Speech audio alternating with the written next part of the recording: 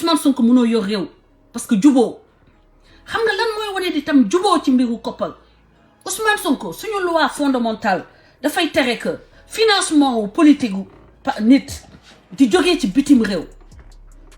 Ousmane Sonko mais loolu da nga ko violé donc mënoo yor suñu réew parce que base sa financement ci boppam yaa ngi ko tënk yaa ngi ko teg ci loo xam ne dafay violer li suñu constitution wax mooy ni que képp kuy nekk candidat ci mbiru politique sa xaalis bu mu génnee feneen fu dul biir Sénégal yow koppar bi chaque jour mu génnee bitim réew nga indil la ko ci biir Sénégal nga koy politiquer muy violation suñu loi en matière d'élection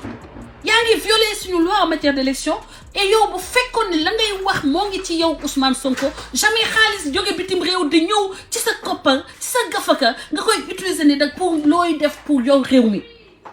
donc pour toi la fin justifie les moyens quels que soient les moyens elles sont acceptables bañoo ci gàcce bañoo ci fen bañoo ci ñu tiiñal la ba ci tey France 24 bi nga dem kaa ñu déglu li nga waxoon ci France 24 lan nga waxoon concernant France 24 ak RFI maanaam li nga xam ne tubaab yi ñoo ko fi yow muy médium yaa ko wax pour confirmer man li ma lay wax ni moto njiit parce que njiit du fen déglu leen ko. conférence de presse bu ma taxaw Jeune Afrique nekk fa wala monde diplomatique wala nu mu tudd RFI soit ñoom dinañu génn wala. Battery 100%. Connected to iPhone 7 4. jël fi mu toll man nii moom laa jël. xam nga ne da ngay fen day fen ñun dañu am fulla ju day ni bu ñu waree wax ak Moussa am sama fulla ci ñooñu conférence de presse bu ma taxaw Jeune Afrique nekk fa wala monde diplomatique wala nu mu tudd RFI soit ñoom dinañu génn wala man duma fa bokk parce que man tubaab ëpp ma fulla décision boobu nga jël fi mu toll man nii moom laa jël. xam nga ne da ngay fen day fen ñun dañu am fulla ju day ni bu ñu waree wax ak ñun bu ñu waroon a wax sax ak journal étranger sax dañuy programmer ci même moment bi ak presse nationale parce que loolu lañ gëm yéen li ngeen war a xeex mooy ñoom bu ñu waree waxi presse étranger kii war a wax dem wax ak presse étranger presse sénégalais bi moom daal di daw njëkkante reprendre la presse français ba wax te ñoom ñoo fi casse tout le temps que ni du ñu waxee fii bitim réew la ñuy waxee ñu conséquent tamit loolu mooy dëgg presse. donc gis ngeen ni tey dem na wax ak waa RFI dem na wax ak waa France 24 la mu doon wax dafa jotul woon ci RFI dafa jotul woon ci France 24 moo tax mu koy wax lépp lu mu wax du lu mu gëm lépp lu Ousmane Sonko ak ay nitam wax du ay conviction il n'a aucune conviction et ça j'en suis persuadé wax naa leen ko aussi te exemple yi bëri nañu mooy ba mu waxee ni Ousmane Sonko moo fi waxoon que képp koo xam ne laal nga ci gestion wu ressources sénégalaises suñu koom de 1960 à nos jours dañu la war a fusiller dañu la war a dóor bal dañ lay teg ci penc dóor la bal nga dee mais nan la mujjee ba Abdoulaye Wade amul candidat mu war a def report vote joxe consigne de vote mais dafa dem raamal Abdoulaye Wade maral ko ay tànkam left right gauche droite te pourtant newoon na kooku doomam jarul sax mu koy wuy au téléphone parce que seexlu na ko tuddu seexlu na wax ak moom seexlu na jël téléphone am mais pourtant ba mu demee ba xam ni que dafa soxla ay voix bëgg élection dafa dem raamal ko wakkal ko xoolal raayal ko mbagam neexal ko tarbuyu ko mujjiwul fenn pourtant Ousmane Sonko moo fi waxoon ni képp ku ci ñàkk fayda ba def li ngay def ba ñu jàpp la bu fi ne dañ ma complot ñaari at a ngi ni mu tëye Sénégal yi en otage ndax def la muy def ñu jàpp ko mu ne dañu ko complot ñaari atu yàlla la mu doon wax ni bu ko fi kenn def di dingat kilifa politique yi naan leen ku ñu fi jàpp ci lenn lu mu mëntu doon bu fi wax ni dañ la complot ñaari ati yàlla moo ngi nii mu lëjal Sénégalais tànkal leen taxaw suñuy xef dañu maa complot comme si ngay tëddee nit mën na la complot ba nga tëddee doomu aadama. Ousmane Sonko moo fi ne woon France dégage moom ak waayam boobu waroon a mën a def baara njënde lu ne mu yëkk ko français yi tey ci plateau France 24 mu ne leen nous n'avons rien contre la France. Ousmane Sonko tey nee na nous n'avons rien contre la France mais Ousmane Sonko kii ñii buñ la dalalee tegoo li nga gëm nga wax ko dañ lay respecté Ousmane Sonko tubaab noonu lay respecté nit tey bu plateau bi boo taxawoon wax li nga gëm def naa benn screenshot. presse bi dañu war benn patriote africain di la xas ne la da ngeen ñàkk jom doo leen ay révolutionnaire parce que da ngeen di wax waaye bu leen tubaab yi tàllalee loxo ngeen daw te loolu nga def te da ngay nax yàlla da lay feeñal bés bu nekk gis nga tey yow boo falu woon lu yées li président Macky Sall la conseil des français yi nga leen di jox yow mii parce que tu n'en as ni la rigueur ni le caractère ni l'éthique amoo capacité bi amoo capacité jàkkaarloog tubaab yi parce que yow ñaari gone yu ndaw nee nga ñoo la complot ñaari xale yu am 20 ans ku bëgg yow Sénégal ñaari xale yu am 20 ans complot la ba jekku la nii nga toog di xutal 2 ans fu ne nga lambaree fa di wut ku la dimbale ba ci France 24 bi nga dem nii tey wan na toutes tes vomissures c'est pour avoir de l'appui des Français pour chercher une voie bu nga xam ni pour amadouer les Français corruption affective nga dem defi tey France 24 ak RFI defi ni loolu boo ko defee nous n'avons rien contre la France nag ay ñoom Macron daal ne pourtant donc on peut le considérer comme un candidat c'était ça ton objectif Ousmane Sonko tu es pourri de toutes parts tu es vicié de toutes parts chaque action que tu fais transpire la conscience c'est-à-dire c'est-à-dire la vénalité yow le gain recherche de gain na nga am rek li nga soxla sa yoon nekkul ci leneen amul principe amul valeur qui tienne na nga am li nga soxla tey da ngaa dem France 24 c'est pour corrompre les Français parce que tu es coincé comme un rat par une jeune fille de 20 ans une petite fille de 20 ans qui a l'âge de ton fils t'as coincé comme un rat parce que yow ak kodaas parce que da nga foogoon ni que tu es en sortir le doigt dans le nez Ousmane Sonko y a benn grain de sable à la mécanique mooy kodaas l'ensemble des patriotes qui se sont levés au mois de mars ne la du fi amee tu n'attendais pas ça jàppoon nga ni que tu étais en territoire acquis au Sénégal et que avec tes mensonges avec ta force de frappe du mensonge avec Babacar Touré fii Pape Alé Niang fii ay phénologues que tu avais réussi à tourner le peuple sénégalais contre le président de la République mais yàlla mi nga xam ne mooy yor askanu Sénégal moo dugal ci xolu ay doomu Sénégal fit ak yërmande ak coofeel ci président de la République ci Adji Sarr ñu taxaw défendre 2 principes la République et l'intangibilité des droits de chaque citoyen fût-elle une fille de pêcheur démunie orpheline désargentée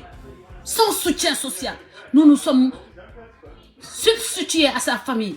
nous nous sommes substitués aux organisations des droits des femmes qui étaient toutes acquises à ta cause qui avaient refusé de prendre la défense de cette orpheline face à toi et nous avons gagné la bataille parce que Ousmane Sonko da nga newoon dossier bi kenn du ko attee da nga newoon doo wuyu ji nga par force sa force de frappe du mensonge dañoo newoon doo wuyu ji on vous a contraint à plier le genou devant la République devant la justice devant les droits de Adji Sarr et le droit de toutes les femmes quelle que soit leur origine sociale leurs droits sont à respecter c'était ça notre combat nous à Kodas et nous avions été là quand ñi nga xam ne ñoo yow kuréel yi nga xam ne ñoo waroon a jàppale doomu Sénégal yi jigéen yi nga xam ne dañuy jooy ni dañ leen siif wala dañoo yegg ci ñoom te soobu leen yow Ousmane Sonko tu avais plié ces organisations au silence tu les as réduits au silence toutes sans exception. CODAS est né de ce naufrage collectif te dafa fekk ma xam la yàgg la xeex depuis 2019 2021 ma toog déglu Adji Sarr xam ne da ngay fen xam ne Adji Sarr mi am na ñu pour ñu déglu ko quelle que soit son origine ku mu mënti doon xoolal dama ne génne leen liste 125 wala 365 génne dem leen wutal ñu liste 16 dafa tuuti duul say duul kat c'est ta force de frappe du mensonge ak sa imam sa mara menteur musulmanteur imam musulmanteur dem leen génnee ñu liste 365 waxuñu leen 15 de damaa bëgg ñun CODAS dañoo bëgg ngeen génneel ñu liste 365 chaque jour Adji Sarr ne premier jour de l'an diw moo ma tëddee deuxième jour de l'an diw moo ma tëddee troisième jour de l'an 365e bi doon Ousmane Sonko maanaam 365 jours yi Adji Sarr nañu jox liste bés bu ne mu ne Sidi Ndiaye Mankeur Ndiaye président Macky Sall Antoine Diome diw ba mu ma 364 365e bi mu ne Ousmane Sonko mii nag man mayuma ko dafa fokkati ça nous suffit 365 yi moom d'accord na waaye 364 yi d'accord na mais 365e bi muy Ousmane Sonko moom nee na mayu ko dafa fokkati that's it ça nous suffit donc 16 dafa tuuti mu yow 16 yéen ku leen bàyyi xam naa am nañu am 16 jëkkër def leen 364 léegi 365e bi doon Ousmane Sonko Adji Sarr nee na kon may na ñëpp ba mu des yow dangaa fokkati moo tax mu dem ne nguur na ko justice attaque yow parce que moom mooy maye that's it vous êtes c'est comme si vous avez des cancres là à la place des neurones dafa mel ni ay cancres là ngeen am à la place des neurones na nekk 10 vues ay waay na doon 10 vues yoo xam ne par force ku ci pare di nga ñëw seetaan ko 10 vues yoo xam ne fii ak suba yéen ñëpp àddina si sëpp dina ñëw seetaan ko donc en direct bi na nekk 10 vues ndok te la may wax on veut ça compte damay wax soxlawuma réseau ñu may soutenir soxlawuma ay ministres yu may jàppale soxlawuma ministres yu may sponsoriser la may wax day dem par force like ou non like duma tarbi yu ministre duma tarbi yu DG duma tarbi yu benn réseau benn nit lay dimbale moom lay xeexal ak jabaram bés bu ma gisee ñoom ñu nekk ci leneen lu dul njëriñu Sénégal ma bàyyi leen waaye du ay DG yuy tendance ak ay militants yuy tendance ñoo ma saf ñoo ma ba may dugg di am 4500 5000 vues en direct en 5 minutes boobu président Macky Sall laa doon dal ci kawam yéen ñëpp yéen waa Kër Sonko ngeen topp ma yow ordre national du lion ordre national du lion yow dangaa sell yow sent nga yow lii ba ma jàppale président Macky Sall tey c'est normal ngeen xeex ma waaye la folie c'est que ñi jàppale président Macky Sall di ma xeex seen affaire la ñoo xam lu ñuy wut man wutuma ko nañu xeex nañu def lu leen neex man président Macky Sall lu ma mënti may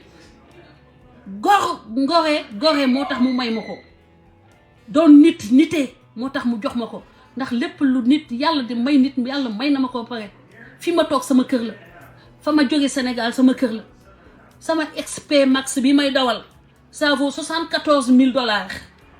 jënd na ñaari velard 20 millions lay jar ok jënd na leneen ak leneen dama ne lijjantiwuma leen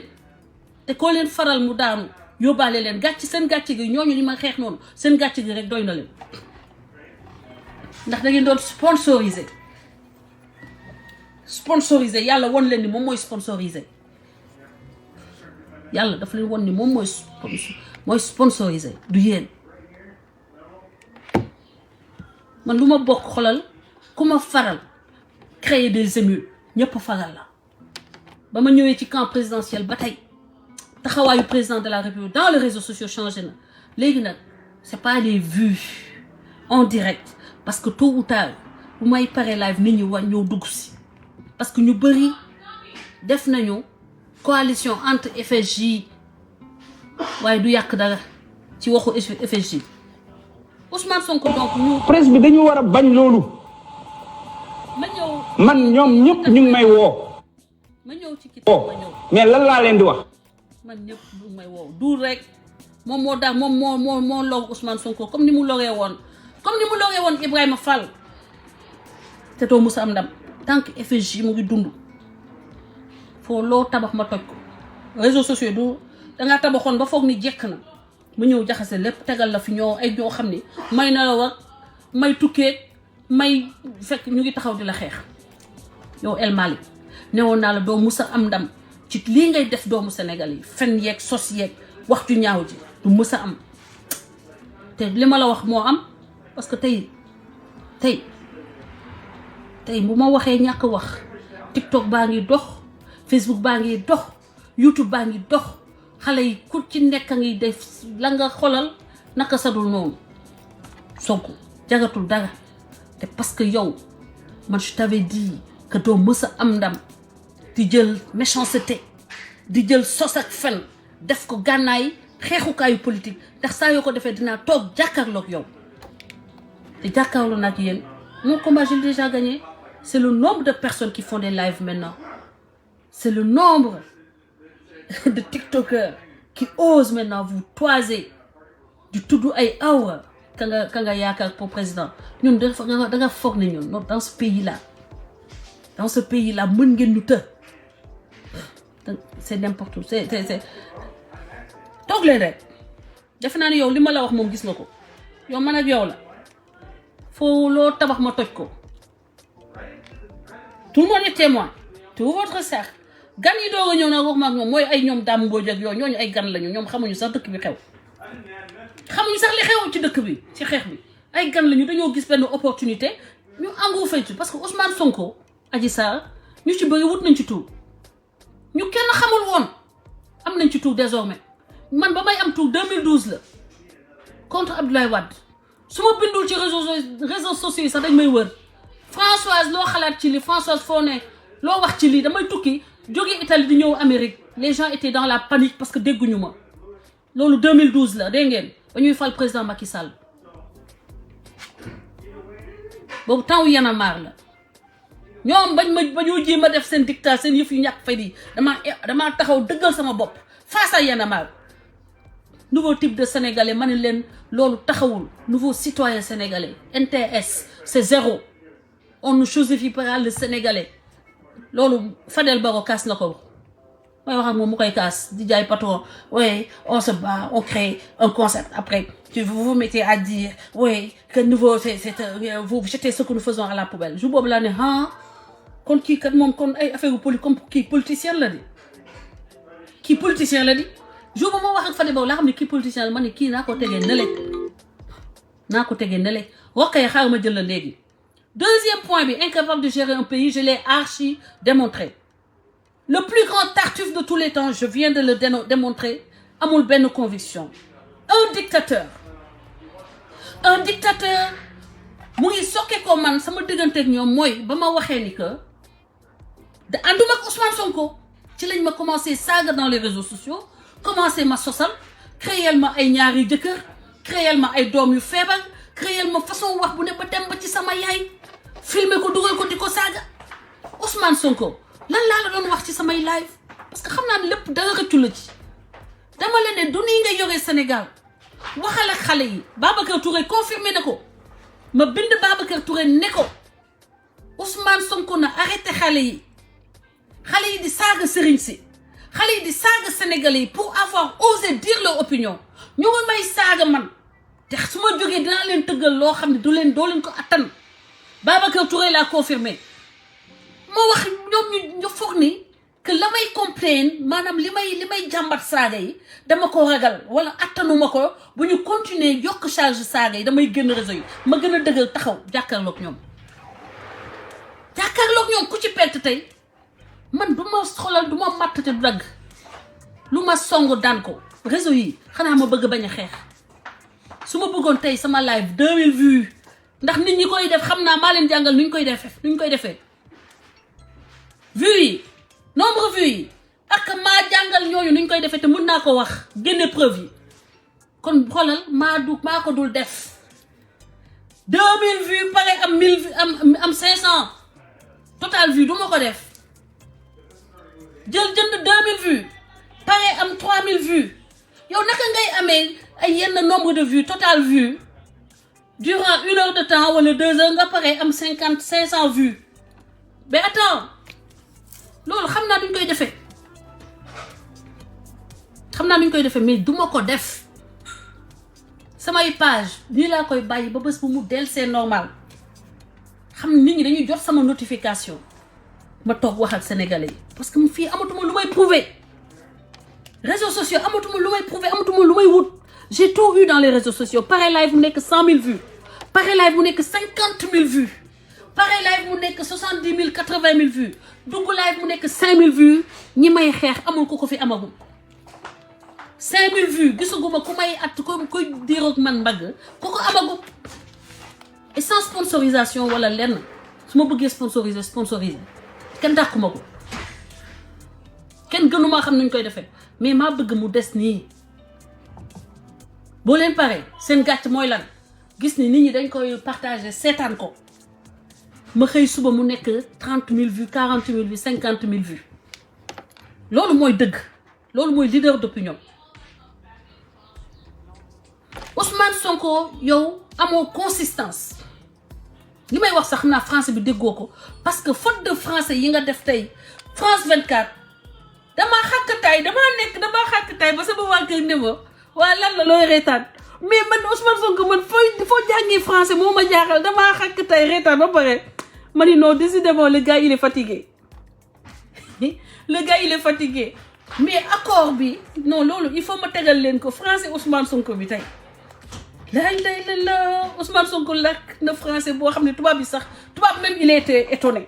même les journalistes là xam naa ils étaient étonnés il faut ma tegal leen ko il faut ma dem ci page am nag quand même Ousmane Sonko tu vois ba ma defee sa étape bu xeex bi yow lay seetaan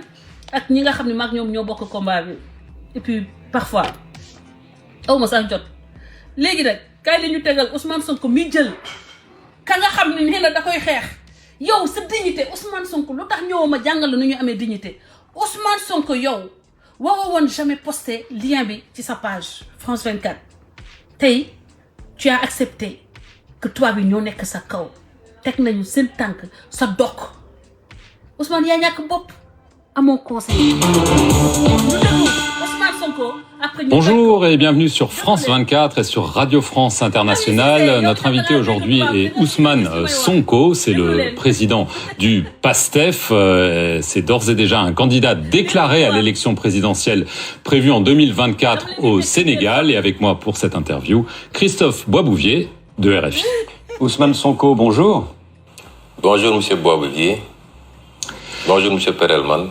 Monsieur Sonko, vous êtes accusé de viol par une employée d'un salon de massage de Dakar, une accusation que vous niez farouchement. C'est un cas qui dure depuis presque 2 ans maintenant. Une question toute simple, toutefois. Pourquoi est-ce que dans cette procédure, vous avez refusé un prélèvement d'ADN? Parce qu'après tout, ça aurait pu clarifier les choses une fois pour toutes.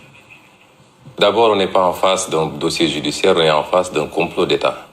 Et la procédure a établi le contrôle. Vous savez, un des éléments les plus importants, c'est qu'il y a eu un rapport interne de la gendarmerie, commandité par l'ancien commandant-chef de la gendarmerie. Et ce rapport a établi qu'il y a eu un complot d'État qui a commencé avec des proches du président de la République, Macky Sall, et qui s'est poursuivi jusqu'au président lui-même. Et je vais m'expliquer. Ancien combattant. Français ancien combattant. Wala tradition littérale du wala complot bu jógee ci président bu jógee ci ñi jógee président de la République bu mujjee ci président lui-même. Il a traduit français carrément français littéral. Mais c'était pas plus facile ne man français Ousmane Sonko mënuma kaa mooy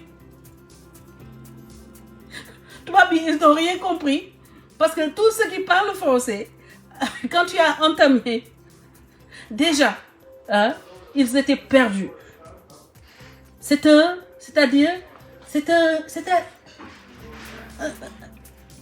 laïus quoi, c'est un laïus, c'est-à-dire on ne comprend rien à ce que tu veux dire. Maintenant, mais je vais te laisser la chance de continuer. Mais c'est-à-dire que pendant 1 minute 28, Ousmane Sonko, t'as pas pu sortir une phrase en français. Phrase, l'unité, une idée. T'as pas pu nous sortir une idée pendant 1 minute 28. On va dire que les 28 secondes, c'était l'introduction du journaliste. Pendant 1 minute, on t'a donné la parole. Ousmane, t'as pas pu sortir une idée. Pour quelqu'un qui veut gérer le Sénégal, t'as pas pu élaborer, ton cerveau n'a pas pu faire le process, c'est-à-dire n'a pas pu nous produire une idée. On va continuer à t'écouter. Lorsque cette affaire a éclaté, j'ai très tôt dit que c'était un complot d'État parce qu'il n'a jamais été question de viol et il ne sera jamais question de viol me concernant. Lorsque tous ces éléments-là sont réunis, établissant un complot jusqu'au plus haut sommet de l'État, pensez-vous que quand un État prépare un complot, il va laisser ses détails? Au nom de quoi je me soumettrai à un test ADN sur une procédure dont celui qui avait demandé des prélèvements est lui-même impliqué dans le complot, c'est-à-dire le procureur de la République, et qu'il a été capable,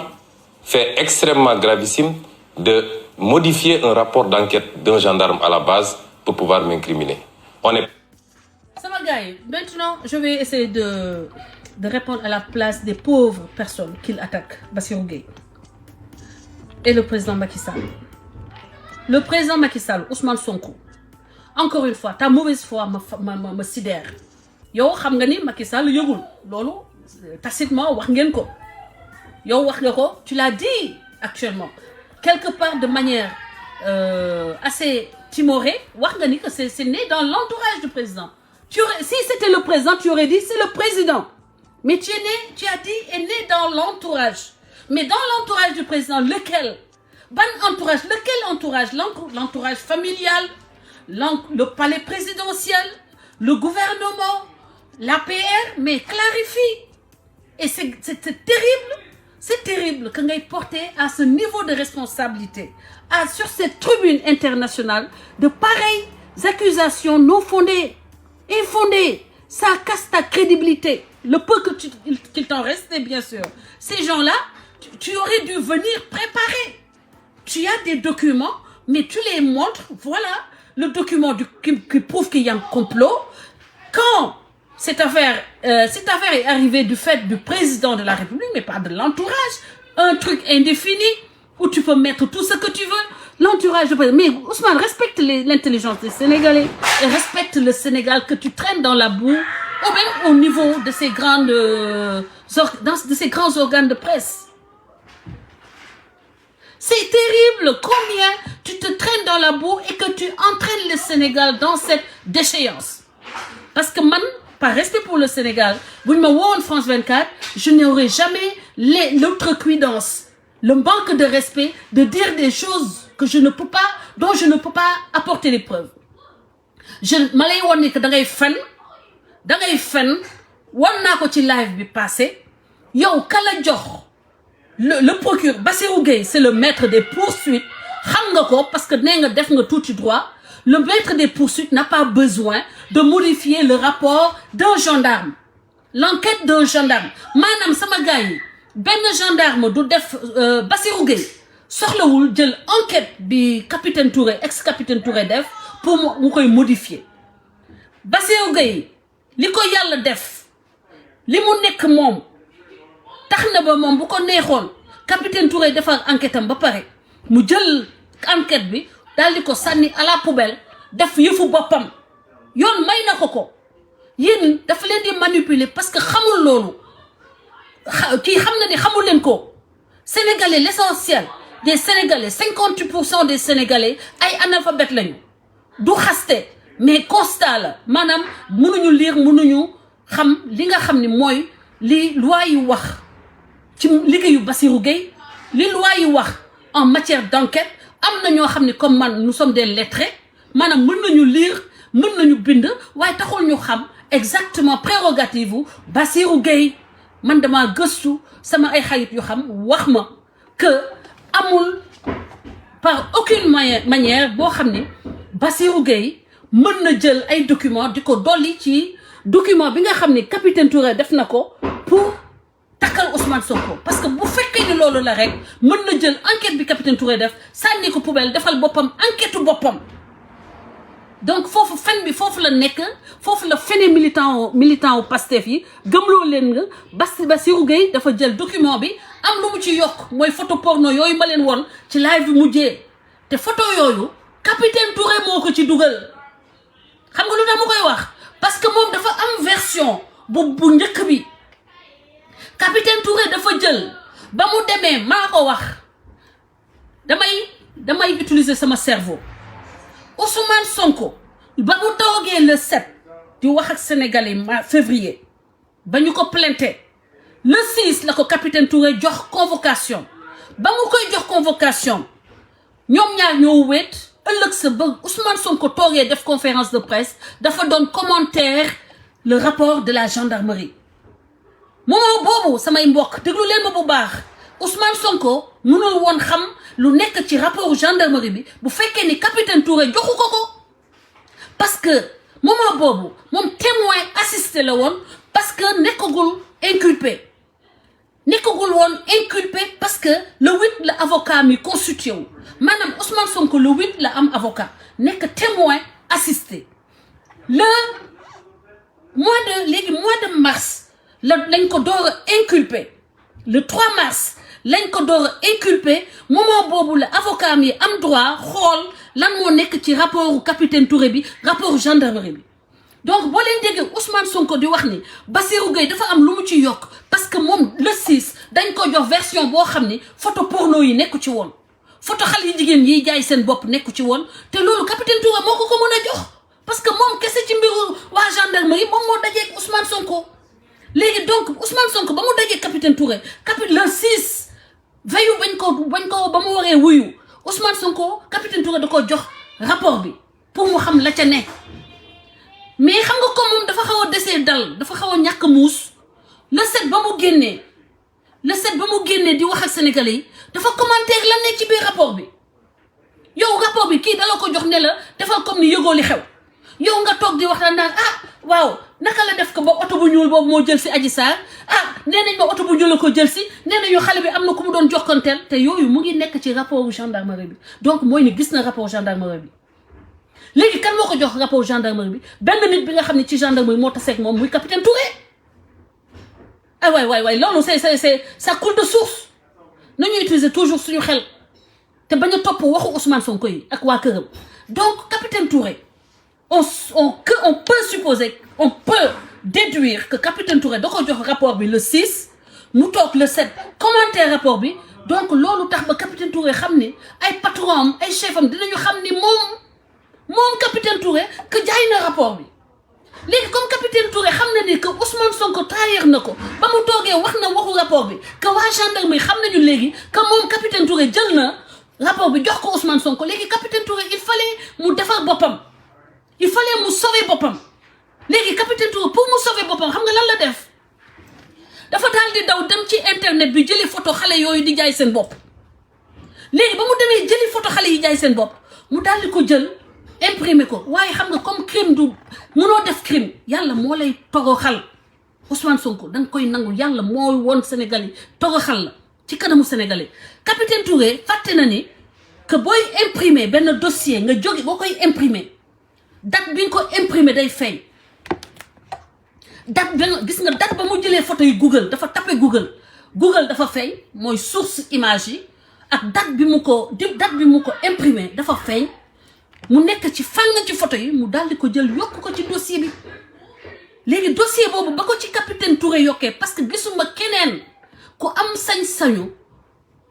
def lu acte boo xam ne c'est délictuel bu day noonu capitaine Touré gën a ñàkk bopp daal di dawati ci chef am ne ko vous savez que j'ai reçu une version fuitée du rapport kooku capitaine bi ne ko je viens de le recevoir sur ma tablette daal di ne cell bàyyi ko ci biir loolu moo tax ba capitaine capitaine Touré foog na ni ba tey dafa muus ba mu demee ci Pape Alé mu daal di ne Pape Alé ah yow rapport bi nga doon wane de maak yow ak say auditeurs ñoo ci yem waaw naka sa auditeur yi gisee man noonu laa ko gisee pour moom bu waxee loolu sërëxal na Pape Alé Niang moom set na te xamul ni sénégalais bu dee man Françoise ak keneen ñoo mën a def ay recoupement ba xam ni que capitaine Touré mii moo jaay dossier bi Ousmane Sonko ngaaka bi daal di toog daal di jaayu information parce que làmmiñ bi dafa ratax amul nasu munul képp daal di dem joxe information yi ko capitaine Touré jox commentaire leen ci conférence de presse am yàq diir bi Ousmane Sonko moo yàqal boppam diir bi parce que ba mu toogee commentaire rapport gendarmerie bi la waa gendarmerie xam ni kon am na ku bokk ci ñoom ku jaay rapport bi Ousmane Sonko moo xam lu jaay mën na bañ a nekk xaalis jaay mën na nekk rek considération bi ak redevabilité bi nga xam ne nit ki après da koy am par rapport yow ni yow amel na la dara ëllëg xëy na bu nekkee président mu def la commandant ministre des forces armées gannaaw ëllëg mu daggal la ay terrain defal sa àddina donc ñun dofuñu capitaine Touré nous on a compris que tu as été trahi par Ousmane Sonko affaire bi noonu la demee léegi Ousmane Sonko moom xam na bu baax que version fuitée au moins y en a au moins 2 ba ko capitaine Touré jox ba ñu dajee ñoom le 6 ak beneen ba nga xam ne capitaine Touré def na ko dugal ci photo xale yu jigéen yi xaaral ma woon leen ko photo xale yu jigéen yi mu jëlee ci biir Google yokk ko ci daal di ñëw Ousmane Sonko daal taxaw ne Bassirou Gueye te xamul ni loolu moom bu ko waxee ña nga xam ne jànguñu dañuy gëm ni que mën na nekk parce que ñëpp xam nañu ni que moom Bassirou Gueye ak moom ay noonu la ñu comme ni mu nekkee noonu Mamour Diallo lu salte lu mu xalaat lépp mu jël xëpp ko Mamour Diallo te nag di yaakaar ni que ñooñu dañoo war a toog croiser les bras ne nañ ko seetaan ak yàlla ay xale lu góor la ñu yow gën la góore nag ndax def nañu seen preuve fa ñu leen mës a teg ñu liggéey wane nañu seen ngóoru yow nag wane woo ngóoru fenn